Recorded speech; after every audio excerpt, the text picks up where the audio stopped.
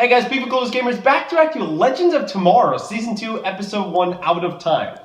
So, I'm finally kind of caught up here with Legends, because when I reacted to the first 2 episodes on this channel, I was like, oh, I'm going to do it, and everything else, and that was like a month after the actual show debuted, and then I never watched a single episode all the way until September last month, and I kind of binged the rest of the series. Kind of my quick thoughts on there, because as well as the Supergirl review that will be going up this weekend, very soon a Legends review it's about halfway done right now. The Supergirl one is done. I basically just have to upload it, which takes forever on my laptop. But the Legends one is about halfway done. I still have some pictures and some audio to record. But basic idea of that, super sad that Captain Cold is not, he's dead.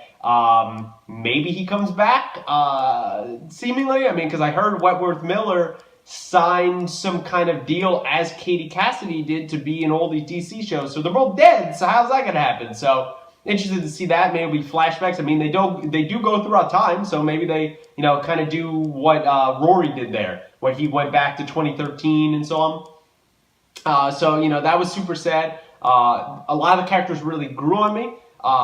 It sucks in some ways that the Hawks are gone, because I'm such a huge Hawkgirl fan. However, this Hawkgirl and this Hawkman, was not really a fan of them. I thought they were kind of the weak parts of the story, even though they were integral to the whole Vandal Savage story. Vandal Savage himself is gone. Sucks. Would like to see him back. Probably not going to happen, but we'll see that going forward. I'll save my thoughts for him at another time. Yeah, and the rest of the team really grew on me. Rip, especially Jackson Stein, really grew on me. Even Ray to an extent, even though he made a lot of stupid decisions. Captain Cold I always loved, but he became more of a hero. Rory there, I had my ups and downs with them. Obviously, Sarah is my OG, my day one. I've been a huge Sarah fan ever since she was introduced. All you bandwagoners on this White Canary train, I've been here since day one, season 2 of Arrow. Okay, so, because, you can't say season 1 of Arrow, because that was a different actress in those first couple episodes, but Katie Lotz is brilliant. I think this whole cast was great. Legends was also up and down. It's kind of more of a fun show where you kind of have to forgive the plot holes, but they definitely could do a better, more succinct form of storytelling than I'm hoping for this season. Obviously, the huge thing at the end was Our Man showed up, which is pretty crazy. I'm not a huge JSA kind of historian, but I did recognize him. I don't know who else they're going to bring in here. I don't really know who else is really a part of the JSA beside him and what I think Alan Scott is the original Green Lantern, which I highly doubt is going to be in the show. And I think Jay Garrick was in the old JSA, which is obviously not going to happen on the show. So I don't really know who else is a part of the old JSA here. So I think that's going to be a great storyline going forward here. And I'm super excited to see kind of a mock Justice League here on TV here. So those are my thoughts there, guys. I'm really excited for this episode. And without further ado, here we go. All right, I'm in. Star City 2016. Here we go again. Here I go again on my own. Sorry, had to. Is this going on in Oliver's mayoral office? Yeah, it was. Robert showed up. Yeah, more people should piece that together. They're not in trouble. They're dead. They're dead. Yeah. So maybe the Nazis, whatever they were changing, developed the cool logo. I like the changes. Maybe they developed the atomic bomb sooner, before the Americans, and they saved the world by taking it down to the Atlantic, kind of Captain America style. Wow, so we're going back all the way to like King Louis the, what, 14th? Whatever you do, do not let him out. 13th? Who's the son here? Sarah? I know that look. Don't. Mick looks so ridiculous in this outfit. Like everyone else looks like, they wear that. There's Jax. But, oh, Sarah! God damn it. Nice job, Rip. That guy is definitely dead. Oh, this is gonna be so cool! Oh, that was awesome! That was so cool. Across New York City in 1942. Well, shit. That's a completely revision of history. Good opening scene. I like how Oliver and this other guy here are learning the story from Mick. Also good to see that the team still defines success in their own way. Thank you. you should know Sarah by now that she's not really great with her feelings. She's very similar to Oliver in that way. I love this 1940s fashion. Sarah looks great. Very cool, the music and everything. The one thing the show does very well is it's great in costume design.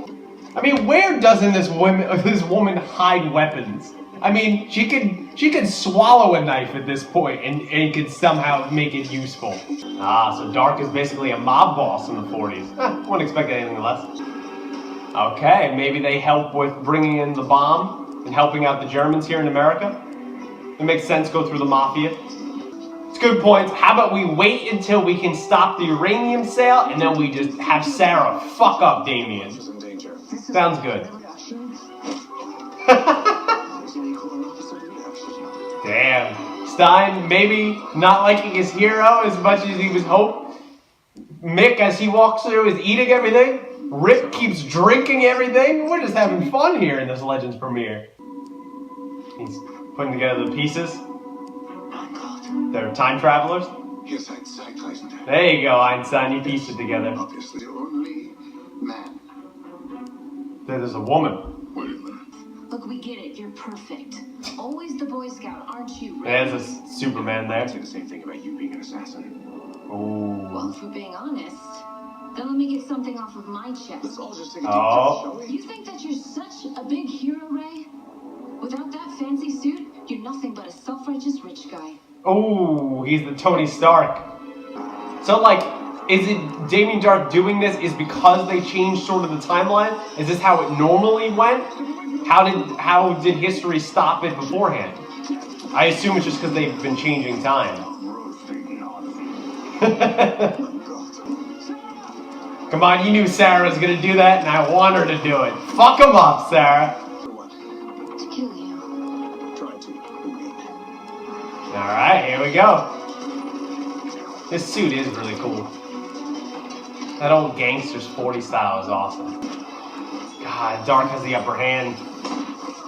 Fuck, Mick is shot. Hey guys, this is going bad, man. Oh. We don't get, alright, yeah, leave Sarah, that's it. I'm sorry. Let's get out of here. She ain't gonna leave. Get out of there. Come on, Sarah. You can fight him another day. You know you can. There you go, throwing knives and everything. Alright, well, you kind of showed your hand to Dark. There's no surprise attack there. Cool, really awesome, well choreographed, acted fight sequence there. Really enjoyed that. They're gonna have to use it when that ship goes down in the Atlantic. Maybe that's how they disappeared and they're still alive. We're going to hunt for submarines, guys. I guess the ship could do that too. Cool. Sonar and everything. Oh, fuck. It's just kind of fitting that Dark would be a Nazi, isn't it? Fuck, it's the nuke. Oh, God. Atomic, whatever. I fear that there is only one way to do that. You're gonna take the ship onto the nuke? Well, we know the ship still exists, so how do you do it? The last-ditch effort? Alright, so Rip stayed behind with them. Damn, man. Making sacrifices in episode 1. Oh, man. There's no... How is the ship even at the bottom of the ocean? It should be just a pile of scrap heap. It should be dust, basically, in the ocean. Oh, man. That was an intense scene there of Rip making, once again, another sacrifice for the team. Who said he's not a good leader? Definitely seems true, and now he has a whole time library. This guy should be going crazy if he reads all the books in there. Oh, is he in the Jurassic period? Let's find out. I don't want to find out, Mick. I don't trust you in the driver's seat. Holy shit, Ray, I feel bad for you, bud. Oh my god, is a dinosaur chasing him? Holy shit. This show is cool. It's just awesome. It is. What the fuck? Where is she? In England too? Oh god, of course she's a witch. We are happily corrupted. Sarah! You're you're getting yourself in trouble all over history. Stop it. Hey, pilot. Yeah, she is. And she's great. Well, shit. So he's not dead, but he's scattered through time and we can't track him? That ain't good, man. Ah, damn it, Rip. Your sacrifices for the team, man. I'm glad Affleck pays cash. Now we need to find out where you are, bro. I'm a traveler out there somewhere. Yeah, time nemesis whose idea of fun is helping Damien Dark and the Nazis blow up New York City. So there's someone behind the scenes pulling the strings. Time partner isn't here, is he? I wouldn't threaten Dark, bro. Oh shit, it's Reverse Flash as his partner? What are you doing here, bro? According to who? Thawne. How goes it, Thawne? I love you, Bard. Mr. Dark. Oh, this is gonna be fun. If the two of them are together, I'm in. You guys know I love my villains. Thanks. That was nice, Sarah. And we'll get justice for Be nice to each other. I promise. Yeah, we will. What do you guys say we get out in 1942? Now until you answer a few questions. JSA? We're the Justice Society of America. And you're coming with us. Cool. Stargirl. Very cool. Alright. Okay, I'm in for next episode. That is some fun. Cool. Alright guys, so that was my reaction there to Season 2, Episode 1 of Legends of Tomorrow, Out of Time. So this show is so fun. It was so great. I had such a great time in this episode. Going into the main points here, I would definitely say I would say checking in with the characters is where we'll start. Damien Dark, Rip missing, and then Reverse Flash, and the JSA is a fifth main point. Crazy shit. All right, so going through it quickly, checking in with our characters. It was great to see that it's been 6 months that they've been trying to stop time parrots and all these people distorting time and everything else. Rex Tyler seemingly disappeared. He told them not to go to 1942. We kind of have this retelling from this kind of professor or whatever, and then he joins up with Oliver, and Mick tells them the story and everything. I really like that aspect of the storytelling. The team still is the team. They still really don't listen to Rip, but they get the job done. They still use their powers and pass times when they shouldn't, and everything else. Sarah is my favorite character probably on this show. Captain Cole was as well, and I miss him dearly, but it's she's got to stop sleeping with women throughout history. It's not that it's a bad thing, it's that you're getting yourself in massive amounts of trouble, and especially in the case of the France situation, she didn't back up the team at all there. So, but that was funny, but also that could, just her going out for herself, whether it is in a pleasure way or it's avenging her sister, she needs to rein that in a little bit there. Her conversation with Ray was a little mean, but he actually, for the most part, he didn't really go back at her. He said, a little bit of thing about the assassins thing, but otherwise, he was pretty Boy Scoutish. He kind of took the brunt of it, and that was kind of noble of him. The rest of the team, Mick is, he's still great. He seems to be listening more, fitting in more with the team. That shot of Firestone where Jack jumps off the balcony or whatever Stein called it, absolutely awesome as they turn into Firestone. I really did enjoy that. Just the little nuggets of history we have.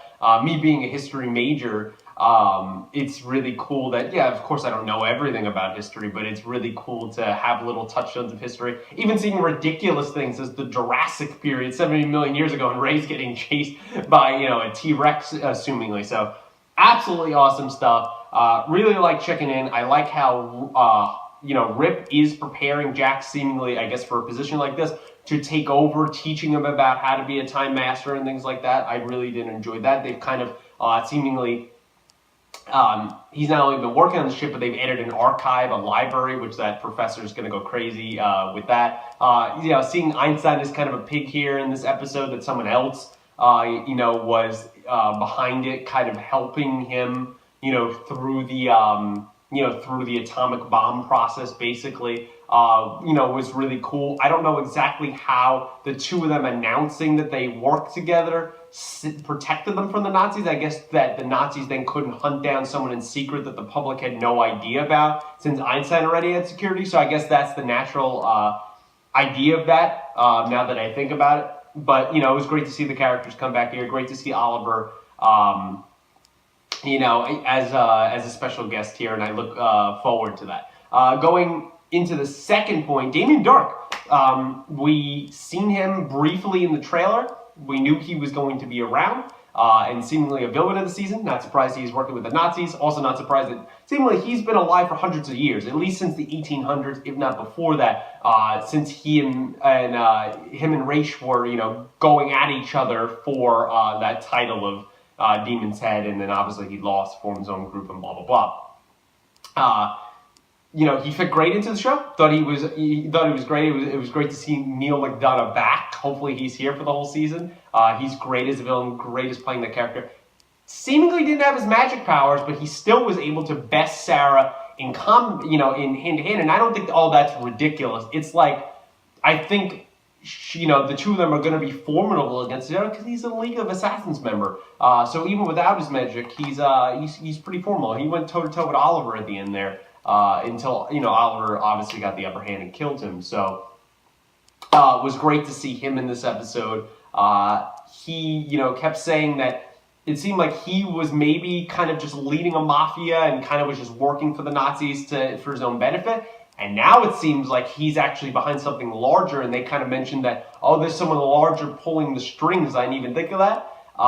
And I guess that would go into a third point here. Well, we'll save it for the fourth point. The third point here is Rip missing. So does that mean that I doubt it's because the character can't be a regular. It's just that I guess that's where they're going with the story. He's dispersed throughout time, except there's no way of tracking him. Maybe it's also a way of getting rid of a character just for the time being as we introduce the JSA and kind of seeing how the team does without Rip leading them.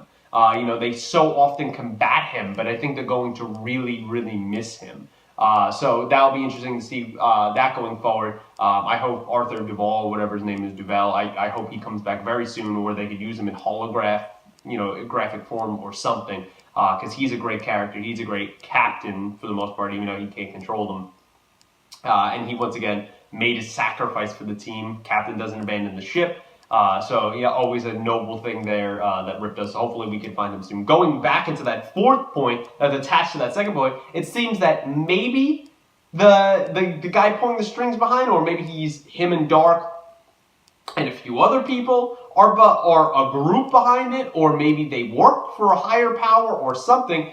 Reverse Flash is in this episode. Now, question, was he on the sub the entire time, or did he like run underwater and somehow get into the sub? I'm assuming he was on the sub the whole time, but we really don't know. But that was absolutely awesome to see two major villains of seasons here of CW, you know, Reverse Flash continually, but majorly season 1, and then season 4 of Arrow and Damien Dark teaming up. Maybe we'll get more villain team ups this season. Obviously, if that's been something that's confirmed, don't let me know. I don't want to know if there's any more villains showing up, what's happening, you know, Lex Luthor shows up if that happens. I don't want to know. If that's been confirmed, don't let me know. But if you don't know, like me, give me theories down below. You know, the trailer I saw was the, you know, the Comic-Con trailer, and we saw Dark in there. So who else is to come? We have no idea, but obviously you guys know I'm a huge Earbot fan. I love my villains, so it was awesome to see that, and I'm interested to see that going forward. Well, sorry about that. My phone died there at the end. So as I was saying, my fifth main point here is the JSA. We get them right there at the end of the episode, basically the cliffhanger of the episode, so to say. So I kind of have the laptop here. I kind of pulled up a picture here. So, and I'll put it, you know, on the screen here, kind of maybe individually through the characters, and then the group shot here. So I'm looking at the group shot now. So there's this guy here on the far right side that's standing on the platform, has a shotgun. He's the first one to talk. Don't really know who he is. Now, I will say in the introduction, we're the Justice Society of America. Pretty cheesy. It was a pretty cheesy line. But it still was, you know, they're kind of the, golden age or whatever they're called, silver age era of superhero in the 50s. So I would say golden age. So, you know, I'm not expecting obviously Jay Garrick now that he's in the show, or an Alan Scott or someone to show up. But I guess it could be forgiven there. But that was a little bit corny, but it was still a really cool introduction to them. So I don't know who he is. It looks like Vixen here. Now, this, correct me if I'm wrong in the comments below, does not look like the same actress as Vixen. And it also wouldn't make sense that she was a member of the Justice Society of America. So, Vixen, as far as I know, Maury, a voice on the animated show, which I think is coming back for season 2, and that we've seen once on Arrow and probably will in the future, same actress and not this actress. So I don't think they would have just replaced her. So I'm pretty sure Vixen is a mantle. So maybe, and I could be completely wrong, I'm assuming this is an ancestor or someone who's, or maybe someone that's not even related to Maury, just someone who was a past Vixen. Pretty sure that's how the whole Vixen thing works out, but I haven't watched season 1 of Vixen, but kind of a little bit of knowledge I have for from her and from the Justice League animated series. But if I am completely off base on that, let me know down below. Obviously, if it's been confirmed, this huge storyline of Vixen, and this is exactly who she is, through reports, don't let me know. But if you do think that, or can explain to me without any spoilers, please fill me in. Don't know who the two middle guys are here, to the right of Vixen.